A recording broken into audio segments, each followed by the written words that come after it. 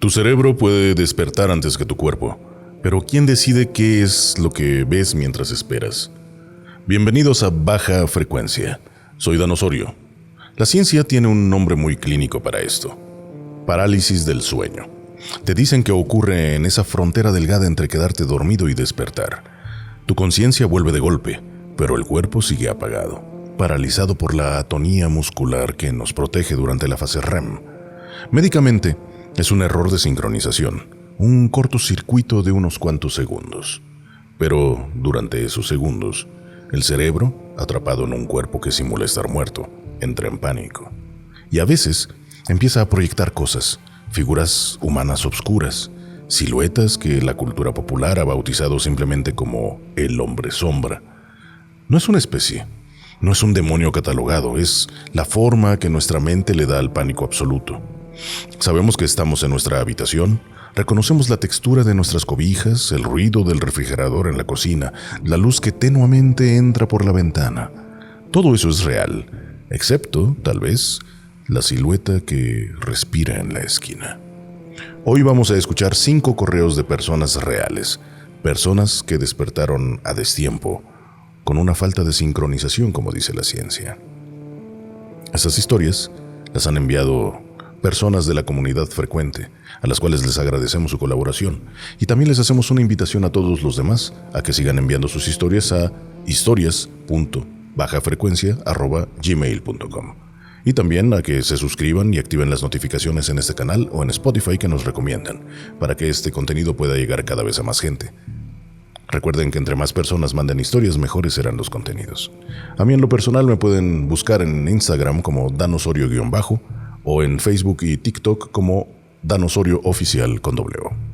Sin más, comenzamos con las historias de esta noche. Historia 1. El hombre de la esquina. Enviada por Eduardo, desde Querétaro. ¿Qué onda, Dan? Me llamo Eduardo y tengo 29 años. Te escribo desde Querétaro. Prefiero que no digas mi apellido porque algunos amigos escuchan el programa y por lo menos quiero conservar un poquito de dignidad. Esto empezó cuando trabajaba desde mi casa para un call center. Mi horario era horrible. Entraba a las 4 de la tarde y terminaba cerca de la medianoche. Pero como atendíamos gente de Estados Unidos, a veces salía más tarde. Cuando apagaba la computadora, mi cabeza seguía a 1000 por hora, escuchando quejas en inglés, el zumbido de la diadema, cenaba tarde, jugaba algo en la PC y terminaba durmiéndome entre las 3 y 4 de la mañana. Un día desperté y no podía moverme. Yo sabía que era una parálisis del sueño. Ya me había pasado en la universidad por los desvelos. Para mí era eso solo una sensación desesperante de querer mover los brazos y no poder. Pero esa mañana fue diferente. Mi cama estaba pegada a una pared y enfrente tenía un ropero. Entre el ropero y la ventana quedaba una esquina pequeña. Ahí había alguien. No puedo decirte cómo estaba vestido porque no distinguía la ropa. Tampoco si era hombre o mujer. Era simplemente la forma de una persona. Completamente negra. Uno pensaría que estaba oscuro y me confundí con un abrigo o algo así. El problema es que ya había luz. Debían ser como las 7 de la mañana. Por las orillas de la cortina entraba bastante claridad. Podía ver el ropero de madera claramente. Veía mi mochila tirada en el piso, el cable blanco de mi cargador, y podía ver a esa persona parada en la esquina. No hacía nada. No se acercaba, no parecía respirar, no movía las manos, solamente estaba ahí, recortada contra la pared. Quise gritar, pero la garganta no me dio. Recordé que recomiendan intentar mover los dedos primero. Me concentré en mi mano derecha. Después de un rato sentí que el dedo índice respondía, y de golpe todo mi cuerpo reaccionó. Me senté de un jalón, y ahora la esquina estaba vacía. Ese día hasta me dio risa. Busqué en internet y leí sobre las sombras durante la parálisis. Mi cerebro había desbloqueado contenido nuevo, pensé. Como una semana después volví a despertar paralizado, mismo cuarto, prácticamente la misma hora, y otra vez ahí estaba. Pero esta vez no estaba en la esquina. Ahora estaba frente al ropero, 1 metro más cerca de mi cama. De nuevo no se le veía la cara, no tenía ojos. Volví a mover los dedos y reaccioné, y cuando eso pasó desapareció. Cambié mi rutina. Intenté dormir antes, dejé el café, dejé esa parte del cuarto completamente vacía para que mi mente no tuviera excusas visuales para armar sombras. Pasaron varias semanas y sucedió por tercera vez. Esa es la que todavía me jode recordar. Abrí los ojos, paralizado. Inmediatamente busqué la esquina. Vacía. Miré hacia el ropero. Nada. La puerta, tampoco. Eso me dio un alivio enorme. Pensé que estaba teniendo un episodio sin alucinaciones. Entonces me di cuenta de que estaba mirando hacia el lugar equivocado. Porque ahora la figura estaba junto a mi cama, del lado derecho. Estaba tan cerca que solamente alcanzaba a verla de la cintura para arriba. No traía sombrero ni ojos rojos brillantes, como dicen en las películas, nada de eso. Y eso fue lo que me dio un terror que no puedo explicar, porque mi cerebro reconocía perfectamente la proporción de unos hombros, de un cuello, de una cabeza, apuntando hacia mí. Intenté cerrar los ojos, los apreté con todas mis fuerzas y aún así sabía que eso seguía ahí. No lo veía, pero sentía el peso de una persona de pie a 30 centímetros de mi cara. Abrí los ojos otra vez. Entonces hizo el único movimiento de todas esas madrugadas. Se inclinó hacia mí, despacio. Acercó la parte de arriba de su cuerpo hacia mi cara. Ahí fue cuando recuperé el control. Me levanté tan rápido que me golpeé la nuca contra la pared. Prendí la luz y salí corriendo al pasillo. Eran las 7:12 de la mañana. Le marqué a mi hermano solo para escuchar a alguien. Cambié la cama de lugar y ahora empecé a dormir con luz. Yo sé que existe una explicación médica para esto. Yo también creo que fue mi cerebro. Nunca llamé a un cura ni puse agua bendita. Lo que cambió fue otra cosa. Antes, si alguien me contaba esto, creía que estaba loco, exageraba. Ahora entiendo.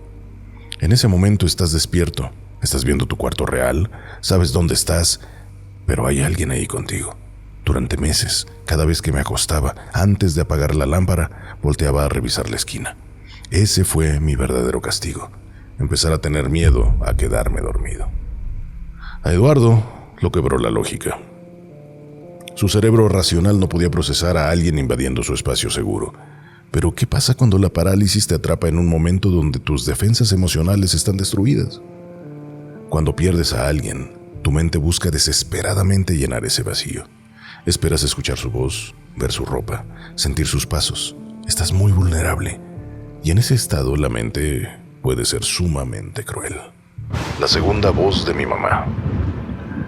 Enviada por Fernanda, desde Puebla. Hola Dan y equipo. Me llamo Fernanda, tengo 35 años y soy de Puebla. Mi mamá murió hace poco.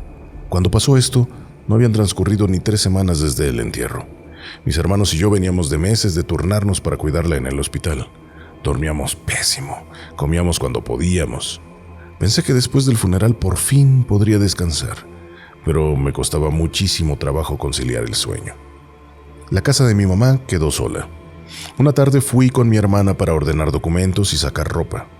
Ella se fue a las 9 y yo decidí quedarme a dormir, porque al día siguiente iba un señor a revisar unas tuberías. No me daba miedo la casa, ahí crecí. Me preparé un café, dejé la televisión prendida en la sala y seguí separando ropa. Entonces encontré un suéter gris de mi mamá, uno muy sencillo, de punto, que usaba todo el tiempo para andar en la casa. Lo doblé despacito y lo dejé sobre una silla del comedor. Más tarde me acosté en el que había sido mi cuarto de niña. No sé a qué hora desperté. Estaba boca arriba. Quise girar la cabeza, pero no pude. Nunca me había pasado. Pensé que me estaba dando un derrame o algo así. Intenté llamar a mi hermana, pero la garganta estaba trabada. Entonces escuché que alguien entró al cuarto. La puerta estaba fuera de mi ángulo de visión. Solo escuché la fricción de los zapatos contra la duela del piso. Pasos despacios.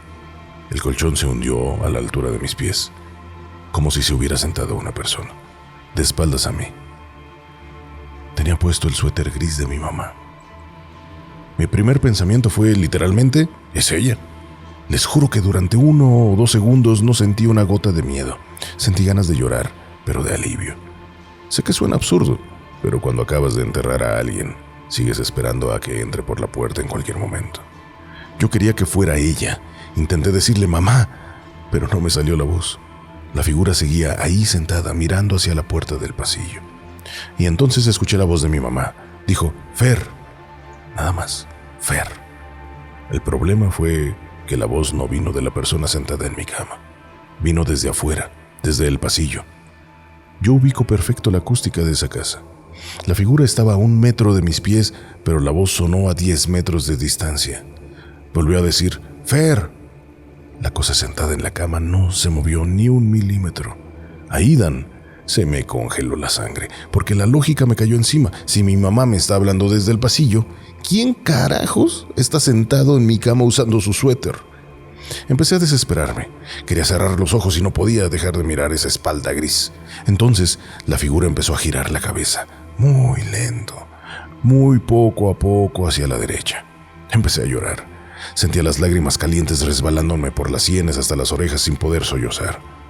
La voz desde el pasillo sonó por tercera vez. Dijo mi nombre completo con este tono fuerte que usaba mi mamá cuando se enojaba conmigo de niña. Fue un golpe de advertencia, no de adrenalina. Fue un golpe de adrenalina tan fuerte que conseguí sacudir el brazo y la parálisis se rompió. Me senté de golpe, pero la cama estaba vacía. Prendí la lámpara temblando. La puerta del cuarto estaba abierta hacia el pasillo oscuro. Me paré, caminé rápido hacia la sala. El suéter gris seguía doblado exactamente igual sobre la silla del comedor. Agarré mis llaves, mi bolsa y salí a la calle. Me fui a dormir a casa de mi hermana. No regresé sola a esa casa en semanas. El médico me dijo después que el duelo, el estrés y la falta de sueño detonan esas parálisis. Y me aferro a eso, porque lo que de verdad me asusta no es pensar que vi al fantasma de mi madre, es darme cuenta de que estaba tan triste, tan deseosa de verla, que por un segundo habría abrazado a cualquier cosa que usara su ropa. Y la cosa que se sentó en mis pies sabía exactamente cómo aprovecharse de eso. Fernanda proyectó su propio dolor. Le puso el suéter de su madre a la alucinación. Pero, ¿qué sucede cuando la silueta toma la forma de algo que nos aterrorizaba en la infancia? Las creencias con las que crecemos, los cuentos de los abuelos, se quedan grabados en una parte muy primitiva del cerebro. Y durante la parálisis, el cerebro busca en ese archivo para darte una explicación al pánico físico que estás sintiendo. Lo que caminaba sobre el zinc. Enviada por Carla desde Managua, Nicaragua. Hola, Dan. Saludos desde Managua. Me llamo Carla, tengo 31 años. Sé que mi historia puede sonar muy folclórica para algunos, pero para los que crecimos aquí tiene mucho sentido. De niña pasaba temporadas en casa de mi abuela. Ella creía ciegamente en la mona. Son leyendas de mujeres que hacen pactos y se transforman en una especie de mono gigante, grotesco, para salir a asustar de noche. Mi abuela juraba que caminaban sobre los techos y siempre repetía una regla que a mí me parecía una tontería de viejos. Si la oís cerquita, está lejos. Y si la oís lejos, ya la tenés encima. Todo ruido raro en la casa para ella era la mona. Crecí y obviamente dejé de creer en eso. Hace unos años fui a cuidarla unos días. Hacía un calor asfixiante. Su casa tiene un anexo con techo de zinc. Es una lámina que amplifica cualquier sonido. Esa noche no llovía. Yo dormía en un cuarto chiquito con un ventilador de pedestal apuntando directo hacia mi cara. Desperté porque escuché un golpe seco arriba. ¡Pam! Y después otro. ¡Pam! Pesado. Pensé que era algún gato callejero brincando de la barda. Quise acomodarme de lado y me di cuenta que mi cuerpo estaba rígido, como ya me había pasado un par de años atrás. Intenté respirar profundo y calmarme. Veía la luz roja del multicontacto en el piso. Sentía el aire del ventilador y escuchaba las aspas cortando el aire. Todo era 100% real. Entonces, el techo volvió a sonar. Ya no eran golpes aislados, ahora eran pasos. 4 o 5 movimientos rápidos, arrastrando el peso sobre el zinc. Se detuvieron justo arriba. Después, escuché un cuchillo agudo, pero sonó lejísimos. La voz de mi abuela me detonó en la cabeza. Si la oís lejos, ya la tenés encima. Mi cerebro me traicionó. Moví los ojos hacia la ventana que daba al patio. Tenía mosquitero de sedazo y unos vidrios. Afuera había una forma agachada. No era un gato, era un bulto gigante, encorvado, apoyándose sobre lo que parecía unos brazos larguísimos. No le vi la cara, solo la joroba oscura bloqueando la poca luz de la calle. Quise gritarle a mi abuela, pero la mandíbula no me daba. La forma desapareció de la ventana. No se vio que bajara ni que corriera, simplemente se esfumó. Y arriba de mí, el zinc volvió a sonar, lento. Un paso en silencio. Otro, silencio. Luego, el chillido sonó otra vez, todavía más lejos. En mi casa ya no había lógica. Yo solo pensaba, está aquí adentro, ya entró. Estaba aterrada por un cuerpo de mi infancia. Intenté mover los dedos de los pies, apretar los puños, pero nada. Los pasos sobre el techo avanzaron hasta quedar aplomados exactamente sobre mi cama. Se detuvieron.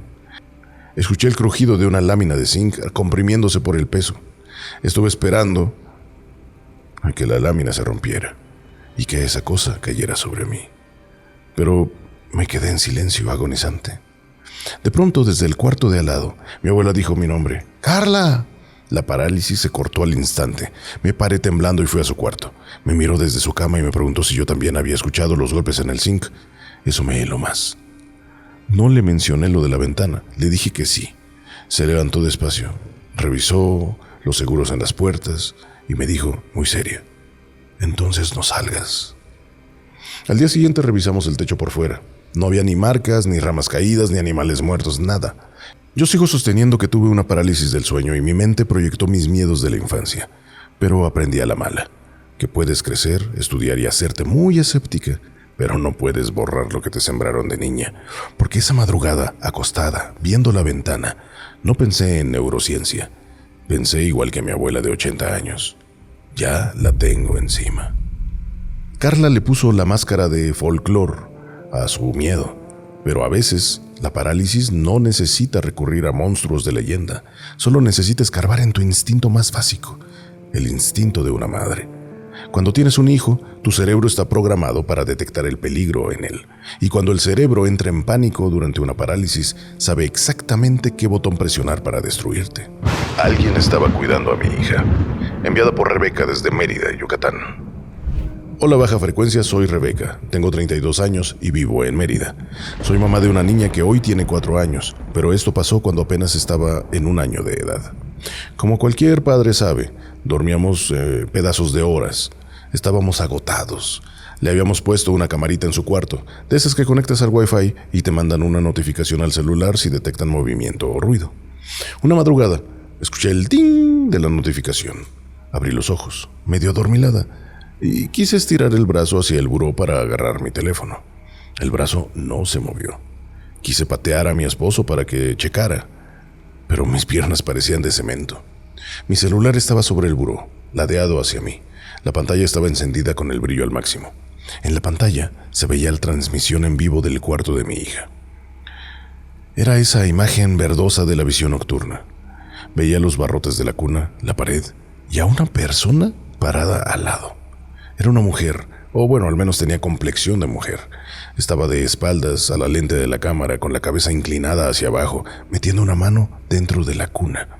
Me volví loca por dentro, Dan. Todo mi cuerpo de mamá me gritaba que brincara de la cama, que corriera al cuarto de al lado y matara a golpes a quien estuviera ahí. Y no podía mover ni un músculo. Veía la pantalla fijamente.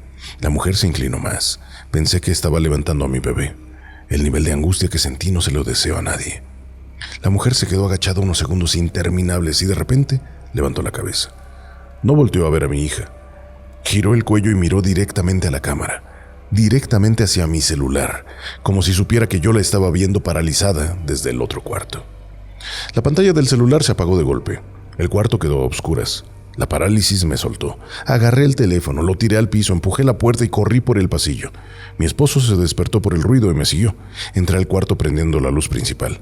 Mi hija estaba profundamente dormida, sola, respirando tranquila. Revisamos debajo de la cuna, en el closet, los seguros de las ventanas y nada. Todo estaba en orden. Abrimos la aplicación de la cámara para ver la grabación en la nube, pero tampoco había nada. La última alerta de movimiento había sido a las 9 de la noche cuando la acosté. Mi esposo me abrazó y me dijo que todo había sido una pesadilla, una parálisis por lo cansada que estaba. Yo intenté convencerme de eso, pero unas semanas después volvió a pasar.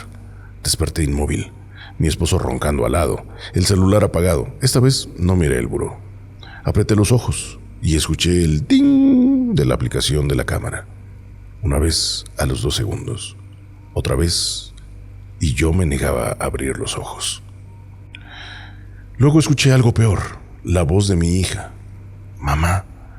Sonaba bajito, procesada por la bocina del teléfono que estaba en el buró. Mamá. Abrí los ojos.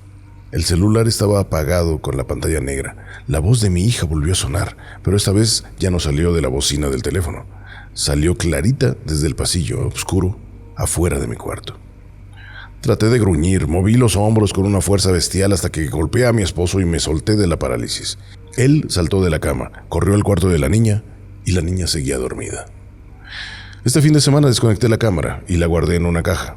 Sé que suena ilógico, pero se supone que la cámara es para darte paz. Pero yo ya no soportaba ver la imagen en verde de su cuarto. Y lo que más me aterra no es pensar que se metió un fantasma. Me aterra saber que mi propio cerebro fue capaz de generar la imagen exacta que más me podía volver loca de desesperación. No proyectó monstruos con garras, sino una desconocida tocando a mi bebé mientras yo estaba inútil en una cama. A veces el cansancio te encuentra vulnerable en tu cama, pero a veces te encuentra a 100 kilómetros por hora arrastrando 30 toneladas de metal. Vamos con el último relato. El pasajero, enviada por Raúl, de 47 años. Buenas noches, Dan, soy Raúl. Tengo 47 años y llevo más de 20 años manejando tráiler. Si vas a contar esto, prefiero que no digas mi apellido. Mis compañeros oyen el podcast y en ruta no quiero que me traigan de bajada. En este oficio aprendes a dormir donde te agarre el cansancio. Patios de maniobras, gasolinerías, afuera de las bodegas. Pero cuando traes los horarios volteados y la presión encima, el cuerpo te empieza a cobrar las facturas de formas muy raras. Esto me pasó en una temporada de muchísimo trabajo. Venía haciendo viajes largos. La primera vez me había orillado en un parador. Apagué el motor, me pasé el camarote y cerré las cortinas. Me quedé frito. Después de unas horas, mirando hacia el frente, hacia los asientos de la cabina, estaba tieso. Yo no conocía eso de la parálisis del sueño. Pensé que me había dado una embolia por mal pasado. A través del hueco de las cortinas veía los respaldos. Había alguien sentado en el asiento del copiloto. Lo primero que pensé fue, ya me asaltaron, se metió una rata. Era la silueta negra de un hombre, pero solo se veía el bulto de los hombros y la cabeza oscura, sin textura. Quise levantar los brazos para agarrar la cruceta, pero nada. Quise gritarle, tampoco. La figura estaba sentada mirando hacia el parabrisas. A los pocos segundos, los pies me respondieron, así que me incorporé de golpe. Y cuando volví a ver, estaba vacío. Mis seguros puestos. Pensé que el cerebro me había jugado una mala pasada. Pasaron un par de semanas y me volvió a pasar, igual, durmiendo en ruta. Desperté paralizado y mis ojos se fueron en automático al asiento. Allí estaba otra vez el bulto, solo que ahora tenía el torso girado. Estaba mirando hacia el camarote, hacia mí. No tenía ojos, pero yo sentía su mirada clavada en mí. Yo había investigado y me repetía mentalmente, es parálisis, no mames, muévete, es parálisis. Cuando pude reaccionar, prendí la luz del toldo. Me bajé del camión a dar vueltas y a tomar un café. Cuando pude reaccionar, prendí la luz del toldo. Me bajé del camión a dar vueltas y a tomarme un café de máquina. Ese fue mi error, Dan. Empecé a tenerle miedo al camarote. Prefería pagarme un motel de paso de 50 pesos con tal de no dormir en la caja. Si no había motel, entonces no dormía. Y un trailero que le tiene miedo a cerrar los ojos en su propio tráiler es un peligro. La última vez fue la que me hizo tomar decisiones. Era de madrugada. Paré en una zona segura porque ya cabeceaba feo. Me fui para atrás. Revisé el asiento del copiloto y estaba vacío. Y dije en voz alta, ya estuvo, ¿no? Como para creérmela. Y me acosté. Abrí los ojos. Estaba acostado de lado, viendo hacia el tablero, paralizado. Miré el asiento del copiloto y estaba vacío. Sentí un alivio enorme. Pensé, ya chingaste. Aguanta un minuto y se te pasa. Pero entonces sentí como el colchón se hundía a mi espalda. Había alguien acomodándose en el camarote detrás de mí. Sentí el peso de la colchoneta. Primero cerca de mis pantorrillas, luego más arriba, como si alguien estuviera encogiendo las rodillas para caber en el espacio reducido. El corazón me empezó a martillar las costillas. Intenté girar el cuello, pero estaba bloqueado. Sentí el bulto pegado a mi espalda y luego una respiración, aire caliente, rozándome la oreja. No era un gruñido de película. Sonaba como la respiración de un hombre viejo tratando de tomar aire, despacito, para no hacerle ruido al otro. Duró como medio minuto, pero se me hizo eterno. Entonces apoyó una mano en mi hombro. Te lo digo como es, Dan. No fue una alucinación visual. Sentí el peso de 5 dedos apretándome el overol y una voz seca me dijo, Raúl. Solo eso, solo mi nombre. El jalón de adrenalina me hizo girar soltando un trancazo contra la pared del camarote. Prendí la luz, revisé debajo de la cama, en los cajones, abrí las puertas y estaba completamente solo. Me bajé al frío de la madrugada y ahí me quedé fumando hasta que salió el sol. Cuando le contesto el otro día a un colega, contando, pues suena bastante pendejo. Así que me reí y él me dijo que a veces el alma despierta antes que la carne y que a él también le había pasado. Saber que no era el único me tranquilizó un poco, pero me hizo entender que mi cabeza ya estaba frita. Si manejas un monstruo de estos y prefieres seguirte de largo cansado por el miedo, bueno, vas a terminar matando a una familia tal vez. Cambié de ruta y ahora agarré turnos de día. He tenido otras parálisis leves, pero nunca he vuelto a ver a ese pasajero. Eso sí, si me toca dormir en el camión, antes de correr la cortina, me le quedo viendo al asiento del copiloto. Verlo vacío antes de dormir me da paz. Lo que jamás voy a volver a hacer es revisarlo si me despierto en medio de la noche. Esa es la verdadera trampa. Durante una parálisis estás en tu casa, estás en tu lugar seguro. Sabes el color de tus paredes, reconoces la mancha de humedad en el techo si es que la tienes, sientes la textura de tu pijama. Estás 100% despierto en la realidad, pero no puedes moverte para comprobar qué parte de lo que estás viendo le pertenece todavía al mundo de los sueños. No te voy a decir que son demonios acechando. La ciencia tiene la respuesta y los neurólogos te pueden explicar el mecanismo. Pero a las 3:20 de la mañana, cuando tus pulmones no pueden jalar aire suficiente, algo hunde el colchón a tus espaldas, entonces la ciencia no sirve para apagar el terror. Si alguna vez has estado encerrado en tu propio cuerpo, viendo cómo la oscuridad de tu cuarto toma forma, mándanos tu historia a Baja Frecuencia. Aquí le daremos voz. Yo soy Dan Osorio. Te deseo que esta noche descanses. Y si te despiertas de madrugada y no puedes moverte, pase lo que pase, no intentes mirar hacia la esquina.